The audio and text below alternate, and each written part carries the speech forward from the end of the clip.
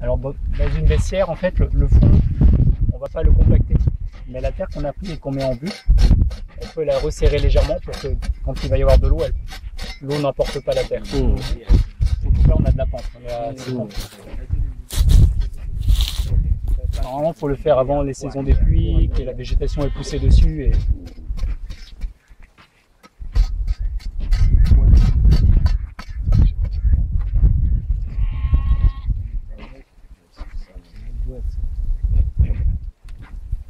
Là, ça descend.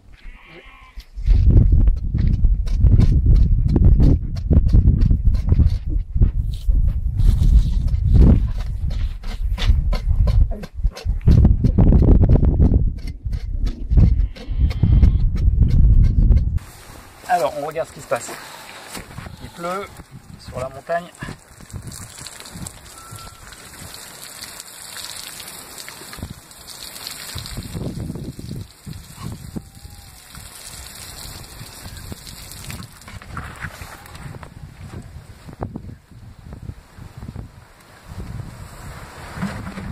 Est-ce que tout le monde est d'accord? Oui. Ça, tout ça est au même niveau. Voilà. Je veux dire que ce point-là, il est exactement à la même altitude que celui-là, etc. Voilà ce que c'est une courbe de niveau. D'accord? Est-ce que ça parle à tout le monde? Ouais. On peut le trop-plein, exactement. Déversoir trop-plein. Donc, on aurait pu le faire là.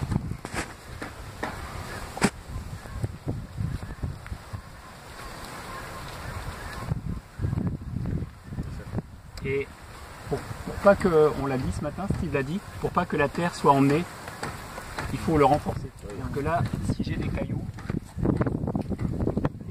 vont bien pour faire ça. Mais on peut utiliser aussi ce qu'on a. On peut placer tes tâtons là-dessus. Alors déjà que ce soit végétalisé, c'est la première des choses.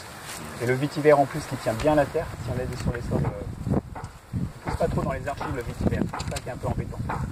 Mais déjà au minimum bien tenir la terre, des racines qui vont bien tenir la terre. Mais souvent c'est pas forcément suffisant, il faut vraiment mettre des cailloux, des choses comme ça. L'eau va passer dessus mais elle va pas les entraîner. Mais tu as raison, c'est la première des choses, au minimum à faire. On allait voir quand on allait au barrage, Saoli, elle récupère de l'eau dans le paysage. Mais cette eau, elle vient d'où? Elle a des limites. Qu'est-ce qui fait les limites de ça? La pente. Voilà, on va appeler ça des crêtes. Oui. Par exemple, s'il pleut au village de l'autre côté là-bas, à Capot, est-ce que l'eau qui pleut là-bas, elle va finir dans Saoli? Non. Pourquoi? Entre le village ici, il y a une petite pente. Voilà, c'est ça. On a une crête entre les deux. C'est ça qui va délimiter. Donc, ce qu'on appelle un bassin versant, c'est l'eau qui va être amenée dans la même rivière. Quand il pleut ici, je vais faire sur cette zone-là par exemple.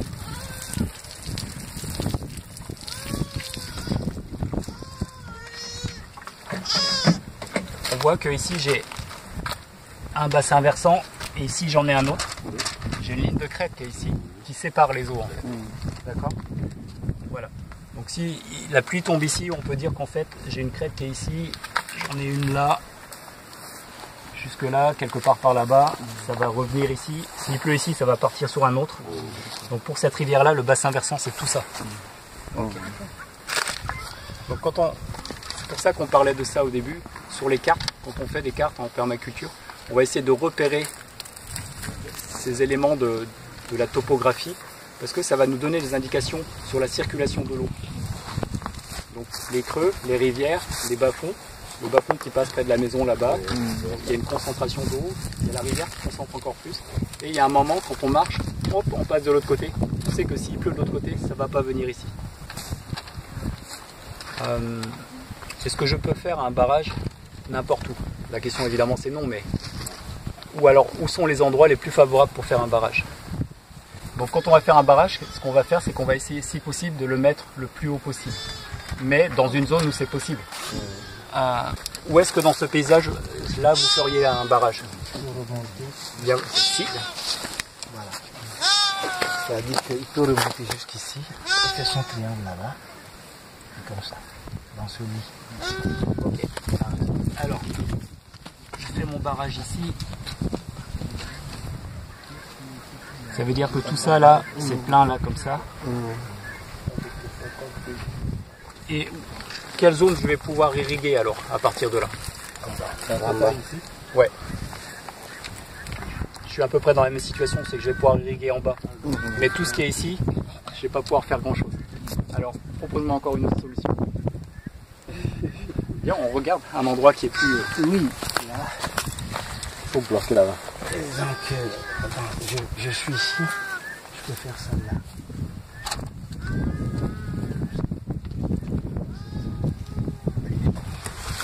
C'est une maquette, hein. On est à l'échelle d'un paysage.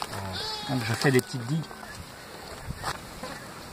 Là concrètement, où est-ce que je vais pouvoir irriguer? Irriguer ici. Voilà. En fait, concrètement, la surface qu'on peut irriguer facilement. Ce qu'on appelle facilement, ça veut dire par gravité. C'est-à-dire que j'ouvre une vanne, l'eau s'écoule et je peux la diriger là où j'ai envie. Bon, propose-moi encore quelque chose d'autre. C'est pas satisfaisant. Je peux irriguer que ça, c'est pas...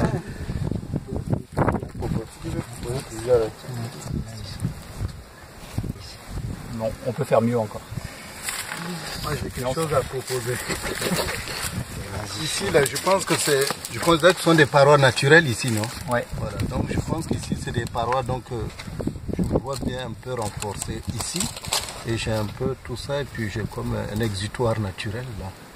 Je vois bien quelque chose. Alors, donc là ça se prête pas mal. C'est un petit peu en hauteur. Si on a un réservoir ici, on va pouvoir irriguer au moins par gravité une grande zone comme ça.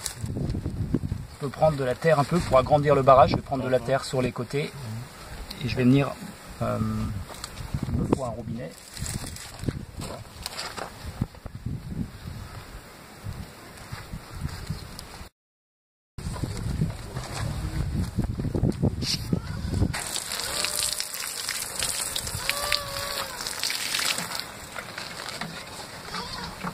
Possible d'imaginer une succession parce que donc le premier barrage qui est un peu plus haut, donc quand il y a là où tu as l'eau reste, on peut faire un des aménagements de barrage que vous avez fait, donc en fait il y a comme une succession quoi. Ouais, on va pouvoir les mettre en cascade et tout. Voilà, cascade. Mais on est dans une région qui est assez aride. On a vu là quand le nuage était là et qu'il y a plu, c'est l'eau de quel bassin? On peut parler d'un sous-bassin versant en fait, qui a alimenté mon barrage. Et mettons que ce soit pas suffisant. Qu'est-ce que je peux faire? Parce que mon barrage il est bien, il est placé assez en hauteur, mais ce que je souhaite c'est vraiment le remplir.